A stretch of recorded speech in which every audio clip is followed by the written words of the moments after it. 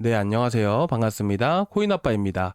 자, 현재 이더리움이 마이너스 1% 가까운 또 하락을 보여주고 있습니다. 여전히 현재 약보합권에서 횡보하는 흐름들을 보여주고 있는데, 업비트 상에서는 신고가 영역이지만, 아직까지 코인베이스 상에서는 신고가 영역에 도달하지 못했습니다. 자, 오늘 새벽 2시에 보신 분들은 아시겠지만, 이더리움이 잠깐 또 올라와 줬습니다. 그 당시에 코인베이스의 신고가 영역을 터치를 하고 살짝 돌파한 이후에, 현재 살짝 밀리고 있는 흐름들이 만큼 현재 위치가 바로 강한 저항 구간이다라는 것을 알 수가 있는 부분들인데, 특히나 이런 저항 구간을 돌파를 하기 위해서는 어떤 코인이든 간에 이슈와 명분이라는 게 필요로 하게 됩니다. 최근에 이렇게 시장이 크게 하락할 수 있었던 이유는 뭐였냐면 바로 금리 인하 기대감이 엄청나게 퍼졌지만 금리 동결 가능성이 높아지게 되면서 시장이 침체를 겪었습니다. 하지만 단 며칠 만에 다시 한 번 더 금리 인하에 대한 기대감이 퍼지게 되면서 시장이 다시 상승할 수가 있었죠. 마찬가지로 상승과 하락에는 그에 따른 명분이라는 게 필요로 하게 되고, 마찬가지로 이더리움이 현재 신고가 영역을 돌파를 하기 위해서는 그에 따른 이슈가 필요하다는 것을 말씀드리고 싶습니다. 그에 따라서 이번 주 그리고 다음 주에 발표될 지표가 상당히 이더리움이 앞으로 신고가 영역을 확실하게 돌파하고 안착될지 그 여부를 결정할 수 있는 부분들이기 때문에 우리가 이번 주에 나올 지표들에 대해서 알 필요가 있다는 부분들이죠. 그래서 29일에 나올 PC 개인 소비 지출 물가 지수와 결국 9월 5일날 발표하게 될 비농업 고용 지수가 우리가 꼭 관심 갖고 봐야 되는 부분들인데, 앞으로 2주 동안의 지표들이 어떤 흐름들이 나올 수 있을지 그에 대한 힌트들을 찾아보면서 여러분들께 오늘 이더리움에 대한 흐름들 말씀을 드리고자 합니다. 주말 동안 열심히 연구해서 이더리움에 대한 방향들, 제 주관적인 의견을 공유해드리는 시간이다, 이렇게 여러분들이 보시면 될 것 같습니다. 자, 그리고 지금 1차 매수 하신 분들, 자, 금리 인하에 대한 시사점을 말하기 그 당일날 오전에도 여러분들께 1차 매수 의견 드린다고 해서 다시 올려드렸던 내용들입니다. 지금 2차 매수 하시면서 기다리고 계실 건데, 이에 대한 흐름들은 결국에는 이더리움이 크게 급등함에 따라서 결국 급등하고 난 다음에 고점이 만들어지는 부분들이어서 이더리움에 대한 흐름들 오늘 영상을 끝까지 시청해 주시면 좋으실 것 같습니다. 일단은 얼마까지 올라간다라기보다는 제가 시장에 대한 흐름들을 보게 되면서 매도 사인까지 게시물로 다 올려드리고 있으니까 오늘 영상 끝까지 시청해 주시기 바라고, 자, 구독과 좋아요, 전체 알람 설정까지 꼭 부탁드리도록 하겠습니다. 자, 그럼 오늘 본론으로 바로 넘어가도록 할 텐데요. 자, 일단은 오늘 마지막 시간에 말씀드릴 내용부터 간단하게만 보고 말씀을 드릴게요. 현재 영래포 잔고가 거의 사라졌다라고 합니다. 지금 이에 대한 내용들, 영래포 잔고에 대한 부분들에 대해서 생소하게 느껴질 수가 있는데요. 쉽게 말을 하게 되면 시장에는 유동성 자금이 계속해서 공급되어야 되지만 이렇게 시장이 크게 올라갈 수가 있습니다. 그렇기 때문에 유동성 자금, 특히나 암호화폐 시장은 유동성 자금에 의해서 움직이다 보니까 큰 변동성이라는 게 생기게 되는 부분들인데, 이 유동성 자금 역시나 이렇게 보시게 되시면 우리가 식수를 공급받고 농경지에 물을 배급받기 위해서 댐을 설치하고 저수지를 만들게 되잖아요. 마찬가지로 필요로 하게 되면 물 수위를 낮추게 되기도 하고 필요로 하게 된다면 물을 채우기도 합니다. 마찬가지로 연준 역시나 통화량을 조절을 하게 되는 부분들이죠. 시장에 물가가 많이 오른다 그러면 통화량을 늘려나가기도 하고 줄여나가기도 하고 하는 부분들입니다.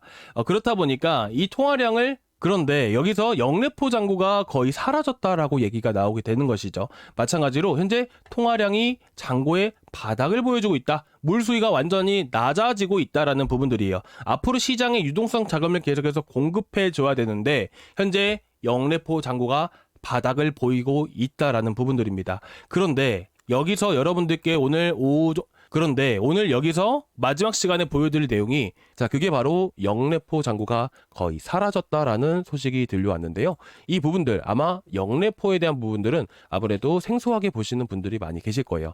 자, 제가 최대한 쉽게 여러분들께 비유해서 말씀을 드리자면, 우리가 식수를 해결하기 위해서 그리고 농경지에 물을 배급하기 위해서 우리가 흔히 저수지라든지 주변 강을 통해서 댐을 설치를 하게 됩니다. 그리고 그 물을 어느 정도 수위를 유지하기 위해서 물을 흘려내보내기도 하고 물을 다시 채우기도 합니다. 마찬가지로 미국 연준도 마찬가지로 이 통화량이라는 것을 조절을 하게 됩니다. 예를 들어 최근 2022년도 말부터 해서 우크라이나 전쟁 때문에 물가가 상당히 많이 치솟았죠. 그럴 때면 긴축 정책을 통해서 통화량을 쌓아놓기도 하고요. 반대로 이렇게 시장이 안 좋아지게 되고 예를 들어서 연준이 목표치인 물가가 2%대 도달을 하게 된다면 기존의 기준금리를 낮추게 되면서 통화량을 또 풀게 되는 부분들이죠. 그렇다 보니까 여기서 통화량을 풀게 됨으로써 또 위험자산 시장, 이 암호화폐 시장에서도 이더리움이라든지 비트코인이라든지 자 이런 코인들이 또 이렇게 통화량을 풀다 보니까 시중에 돈이 풀리게 되면서 마찬가지로 상승세가 나와주는 겁니다. 근데 여기서 영래포 잔고가 거의 사라졌다라고 했죠. 그렇다 보니까 쉽게 말씀을 드리면 통화량이 거의 바닥이 나 있는 상태다라고 여러분들이 보시면 될 것 같습니다. 그 영래포 잔고를 통해서 결국 이 영래포 잔고가 많이 줄어들었다라는 부분들이기 때문에 결국 시장이 한 번에 조금은 조정이 나와줄 수 있다라고 우리가 예상해 볼 수 있는 부분들이에요.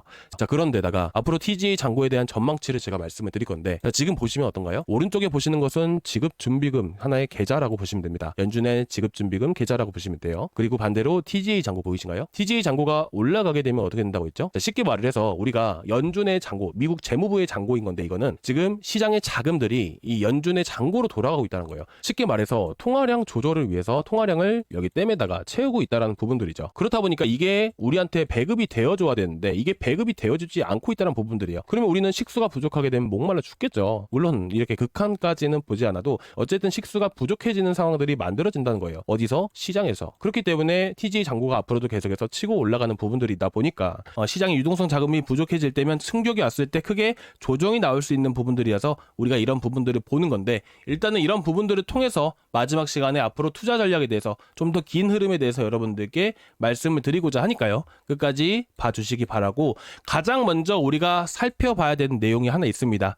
여러분들도 이미 다 기사들은 다 보셨겠지만 잭슨 미팅에서 파월이 금리 인하에 대해서 시사를 했습니다. 우리가 다시 이걸 보는 이유는요. 이 안에서 우리가 앞으로 어떤 지표들을 봐야 되는지 지표가 시장에 어떤 역할을 해주는지를 우리가 알 수 있는 그 힌트가 담겨져 있기 때문입니다. 자, 여기서 보셔야 되는 부분들은 뭐냐면 고용시장이 급격하게 악화될 수 있다라는 우려가 퍼지게 된다면 현재 관세발 물가 상승이 발생한다 하더라도 수요 둔화로 억제가 된다라고 얘기를 합니다. 쉽게 말하게 되면 고용 자체가 낮아지게 되면 버는 돈이 줄어들게 되겠죠. 그러면 사람들은 소비를 안 하게 됩니다. 소비 둔화로 이어진다라는 부분들이죠. 그렇다 보니까 소비 둔화가 결국 수요 둔화로 이어지게 되면서 물가 상승을 억제시킬 수 있다라는 내용들을 하게 됩니다. 그렇기 때문에 고용 시장에 대한 침체를 막기 위해서 금리 인하를 한다. 쉽게 말해서 선제적으로 금리 인하를 한다라는 부분들이에요. 아시겠죠? 자, 그런데 여기서 보셔야 되는 부분들은 뭐냐면 결국에는 이 물가 상승이 발생하더라도요. 그러면 물가 지표, 자, 소비 지표보다 고용 지표가 더 중요하다라는 것을 얘기해 주게 됩니다. 자, 그런데 그 고용 지표가 바로 언제 나오냐? 바로 9월 5일 날 비농업 고용 지수가 이렇게 발표가 된다라는 부분들이에요. 그러면 여기서 여러분들이 보셨을 때 자, 고용 지표가 좋게 나오면 어떻게 될까요? 고용 지표가 좋게 나오게 된다면 자, 금리 인하 할까요? 안 할까요? 안 하겠죠. 고용지표가 좋게 나오면 금리 인하를 안 합니다. 그런데 8월 달에 나왔던 고용지표 8월 1일 날 나왔었죠. 근데 그 당시엔 되게 안 좋게 나와줬어요. 147K에서 73K로 완전히 줄어들게 되었죠. 그 당시에는 비트코인이든 이더리움이든 어떤 코인이든 간에 이런 고용시장에 대한 악화 때문에 시장이 크게 하락을 해줬습니다. 하지만 지금 선제적 대응이란 이유로 고용 침체를 막기 위해서 하는 부분들이기 때문에 사실상 고용 지표가 안 좋게 나와줘야지만 이렇게 금리 인하 가능성이 훨씬 더 높아진다라는 거예요. 제가 일단 첫 번째로 지금 소비자 물가지수 자, 이거부터 먼저 말씀을 드릴게요. 어떤 지표든 간에 우리가 확인할 수 있는 자, 선행 지표라는 부분들이 분명히 있습니다. 예를 들어서 소비자 물가 지수를 알기 위해서 우리가 보는 게 뭐예요? 자, 예를 들어서 지금 8월 달에 CPI 제가 말씀을 드렸잖아요. 그렇죠? 8월 달에 CPI를 아는 방법은 7월 달에 발표했던 생산자 물가 지수를 통해서 알 수가 있는 부분들입니다. 왜 그렇죠? 우리가 물건을 받을 때 공장에서 만들고 나서 우리한테 소비자한테 물건이 들어오는 거죠. 마찬가지로 생산자한테 물가로 먼저 영향을 미치는 부분들이고 그 다음에 소비자한테 물가로 영향을 미치는 부분들이기 때문에 결국 우리가 7월 PPI를 보고 8월 CPI를 예상해 볼 수 있는 부분들이에요. 자, 마찬가지로 비농업 고용지수를 예상할 수 있는 선행지표가 뭐가 되냐면 바로 목요일날 발표하게 될 ISM 비제조업 고용지수 그리고 ISM 제조업 고용지수입니다. 자, 여기서 여러분들이 보셔야 되는 부분들이 바로 이 두 가지 지표인데 언제 발표가 되죠? 9월 2일날 발표하게 되고요. 9월 4일날 발표하게 됩니다. 그래서 2일날, 4일날 고용지표가 어떻게 나오냐에 따라서 이더리움이 앞으로 9월 달에 어떤 흐름들이 나올 수가 있을지 결정이 된다라고 보시면 될 것 같습니다. 그래서 9월 5일날 현재로서는 이더리움의 방향을 결정할 요인은 현재 상황에서 이슈가 갑작스럽게 튼 이슈가 튀어나오지 않는 이상은 9월 5일날 발표하게 될 고용지표다. 라는 부분들이고요. 현재 이번 주 같은 경우에는 여러분들도 아시겠지만 27일에 바로 엔비디아 실적이 나오게 됩니다. 분명히 미국 증시도 위험자산 시장 중에 하나이고 미국 증시도 암호화폐 시장에 영향을 미치는 부분들이기 때문에 엔비디아에 대한 실적이 중요하고요. 하지만 미치는 영향력은 크지 않을 것으로 저는 예상하고 있습니다. 그리고 여기서 보시는 29일에 PC 개인 소비 지출 물가 지수가 보이실 겁니다. 자, 여기서 중요한 부분들은 일단은 물가. 자, 아까도 보여드렸잖아요.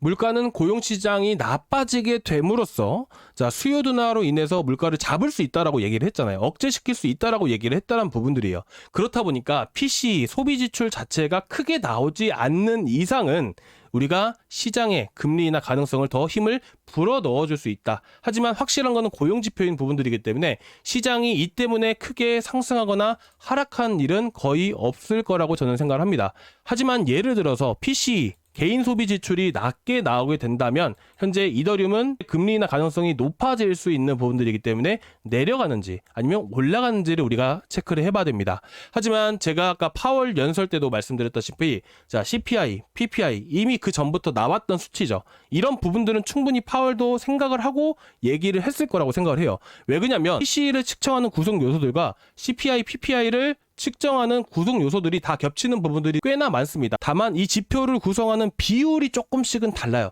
예를 들면 CPI에서는 의료비가 뭐 10%대다 하게 된다면 PCE에서는 22%를 차지하게 되는 부분들이고요.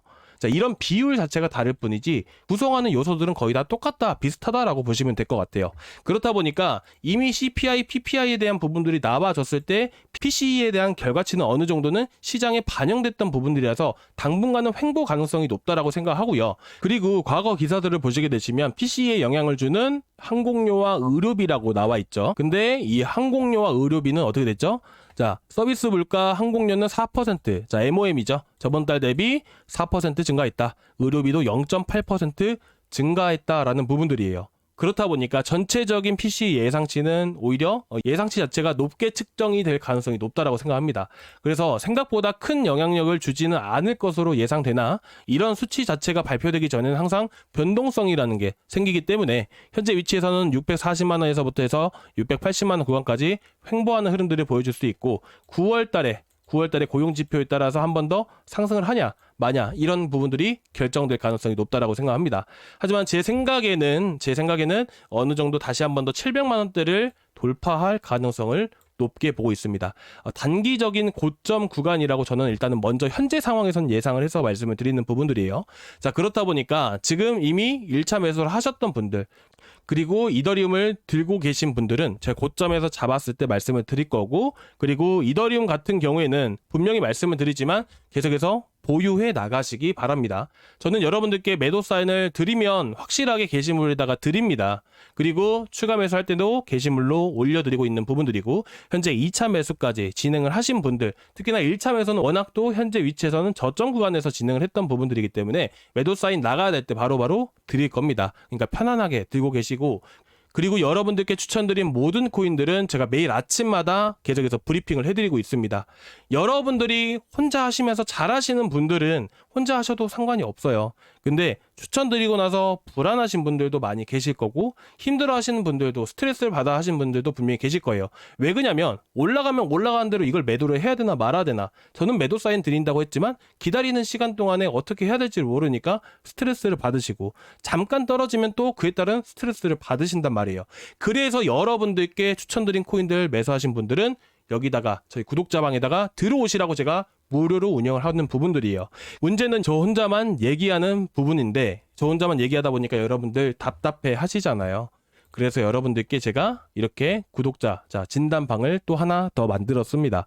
그래서 여러분들이 매수하셨으면 매수하셨다고 이렇게 꼭 남겨주시기 바랍니다. 아시겠죠? 자, 이대로 여러분들이 남겨주시면 되시는데 제가 이걸 보면서 비중 관리라든지 앞으로 어떻게 될지 같이 말씀을 드리고 있으니까 여러분들이 편하게 또 투자를 하실 수 있게끔 제가 또 최선을 다해 보도록 하겠습니다. 그래서 저희 고정 댓글란 보시면 구독자방 링크가 있습니다. 이 링크를 클릭을 하시면 실시간 소통방 입장이라고 되어 있잖아요. 여기를 누르시면 저희 구독자방에 들어오실 수가 있고요. 여기서 보유 종목 진단까지 눌러주시면 보시는 것 같이 저희 같이 소통할 수 있는 소통방에 제가 바로 초대를 해드릴 거예요. 그래서 웬만하면 제가 이 방 자체는 보유 종목 진단을 위해서 만든 방이라서 이렇게 해놨고 이렇게 두 가지를 눌러주시는 걸 여러분들께 권유해드리고 싶습니다. 왜 그러냐면 이것만 눌러주시고 보시면 답답해 하시니까요. 그리고 여러분들이 문자로 링크 받으실 연락처 남겨주신 다음에 제출 버튼까지 눌러주시면 제가 문자로 링크 두 가지 바로바로 발송을 해드리도록 하겠습니다. 그리고 상단에 보시면 안녕하세요 구독자님 반갑습니다 라고 되어 있잖아요.